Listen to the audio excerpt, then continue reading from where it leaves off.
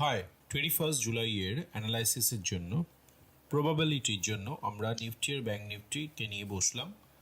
So Nifty daily time frame খুলে আছি এবং কি অবস্থান আছে আজকের দিনে এটাকে অ্যানালাইসিস করছি আমরা। তো ফার্স্টে আমরা যেটা চোখে পড়ছে, ডেইলি টাইম ফ্রেমে আমাদের প্রথমে একটা ফিবোনাচি ড্র করতে হবে, করি।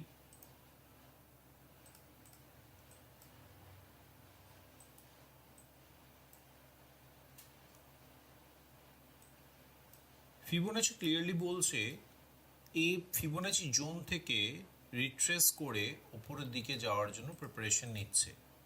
That is very good sign for Nifty. কিন্তু এটুকু দেখলেই তো আমাদের হবে না, আমাদের আরও কিছু অবজার্ভ করতে হবে।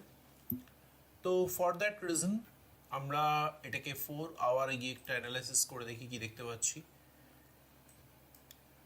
4 আওয়ারে গেলে আমরা একটা মাইল্ড ট্রেন লাইন ড্র করতে পারছি এবং যেটা ইন্ডিকেট করছে ডাউন ট্রেন্ডের। ডাউন ট্রেন্ড প্রপারলি সেট হলো এর টপগুলোকে টাচ করে।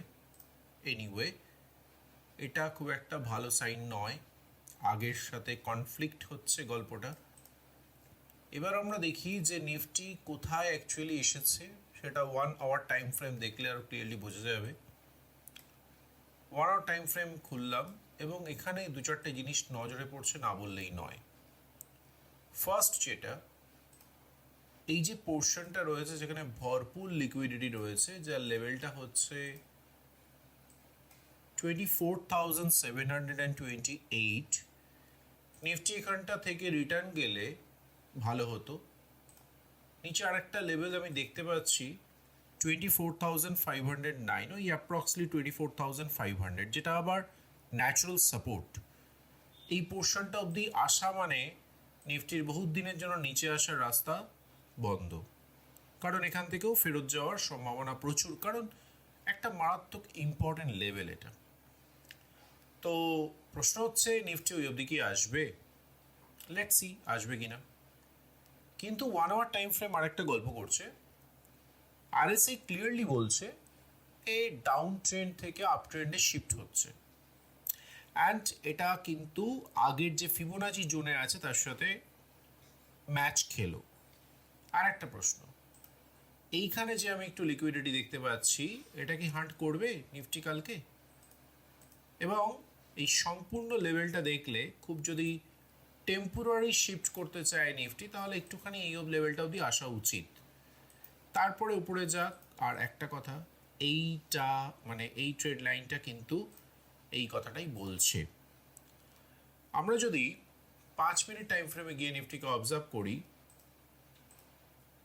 তাহলে কি দেখতে পাচ্ছি একবার ক্লিয়ারলি দেখি। একটা জিনিস পরিষ্কার দেখতে পাচ্ছি, যেটা সেটা হচ্ছে যে আরএসআই কিন্তু নিফটিকে ওপরে তুলে দিয়েছে, অ্যান্ড আরএসআই বলছেও নিফটি ওপর দিকে যাবে। 5 মিনিট টাইম ফ্রেম বলছি।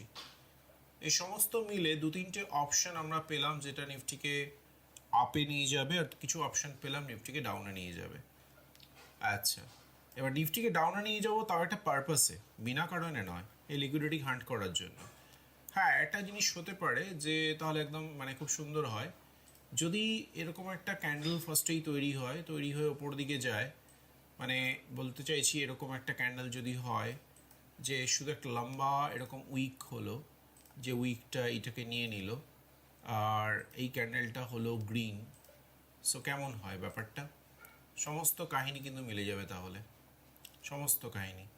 লেটস সি কী হয় কালকে। আচ্ছা, এটা গেল নিফটি। এবারে আমরা যদি একটু ব্যাঙ্ক নিফটিতে যাই, অ্যানালাইসিস করে দেখি কি দাঁড়ায়। ফার্স্টে ব্যাঙ্ক নিফটির ডেইলি টাইম ফ্রেম খুললাম, খুলে আমাদের নিয়ম মতো আগে ফিবোনাচি টেস্ট করে দেখি কি দাঁড়ায়।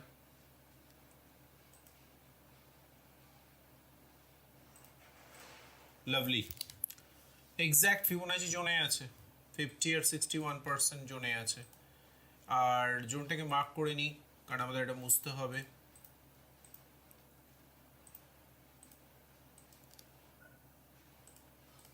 নেক্সট, এবারে যদি এটাকে ক্লোজলি অবজার্ভ করি, তাহলে আমরা দেখতে পাচ্ছি যে এই রিজিয়নটায় ব্যাংক নিফটির একবার হলেও আসা উচিত।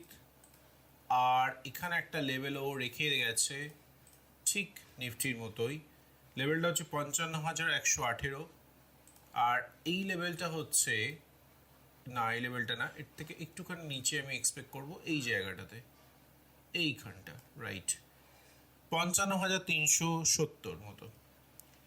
এখান থেকে যদিও ওপর দিকে ধাওয়া করে, এবং আর একটা ইন্টারেস্টিং ব্যাপার দেখতে পাচ্ছি যেটা কিন্তু ব্যাংক নিফটিকে ওপর দিকে তোলার জন্য একটা ফোর্স দিলেও দিতে পারে।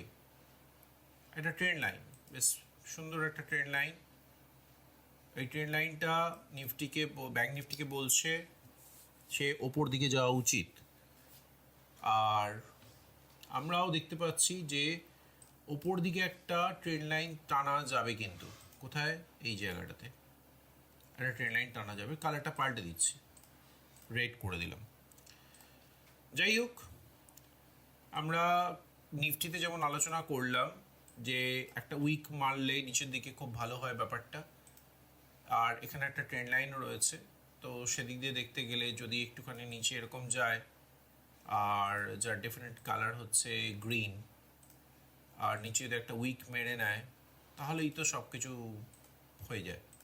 মানে নিচে যাওয়াও হলো, লিকুইডিটি হান্টিংও হলো, আর ফিফ জোন থেকে ওপর দিকে রিজেকশনও হলো, আর ট্রেন্ড লাইন শিফটিংও হলো, ট্রেন্ড লাইনের ওপরে লিকুইডিটি খাওয়াও হলো। তো যাই হোক, এই দুটো ক্যান্ডেলই দেখা যাচ্ছে ব্যাংক নিফটি আর নিফটি প্রায় সেম টু সেম হচ্ছে। এবং আমি যে দুটো আঁকলাম এটা ডেলি টাইম ফ্রেমকে ভেবে এঁকেছি। আর আমরা যদি একটুখানি 5 মিনিটে যাই, তাহলে গিয়ে দেখি কি অবস্থা ব্যাংক নিফটির ক্ষেত্রে। ফ্যান্টাস্টিক, ব্যাংক নিফটির ক্ষেত্রেও আমরা দেখতে পাচ্ছি যে একটা 5 মিনিট টাইম ফ্রেমে আরএসআই কিন্তু ওপরে সাপোর্ট দিচ্ছে। একটা জিনিস কিন্তু আমরা দেখতে পাচ্ছ, ব্যাংক নিফটির কিন্তু এই গ্যাপটাকে খুব তাড়াতাড়ি খাওয়া উচিত, খুব তাড়াতাড়ি। এবং এই জায়গাটায় যদি যায়, এই জায়গাটার লেভেলটা একটু বলে দিই,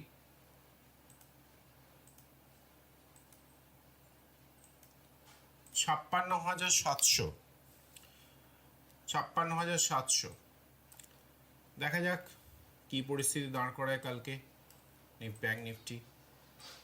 আর যদি এরকমভাবে লেভেলটা তৈরি হয়, মানে ক্যান্ডেলটা বলছি, এরকম ক্যান্ডেল একটা তৈরি হয়, সো দারুণ হবে ব্যাপারটা, সমস্ত ক্যালকুলেশন মিলে যাবে, আর পুরো ব্যাংক নিফটি নিচের জার্নি কমপ্লিট করে ওপর দিকে যাবে। দেখা যাক কি হয়।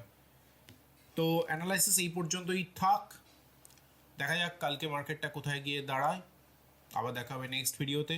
অ্যানালাইসিস ভালো লাগলে ডেফিনেটলি লাইক শেয়ার করো, সাবস্ক্রাইব করো, আর বেল আইকনটা প্রেস করে দিও। দেখা হবে নেক্সট ভিডিওতে।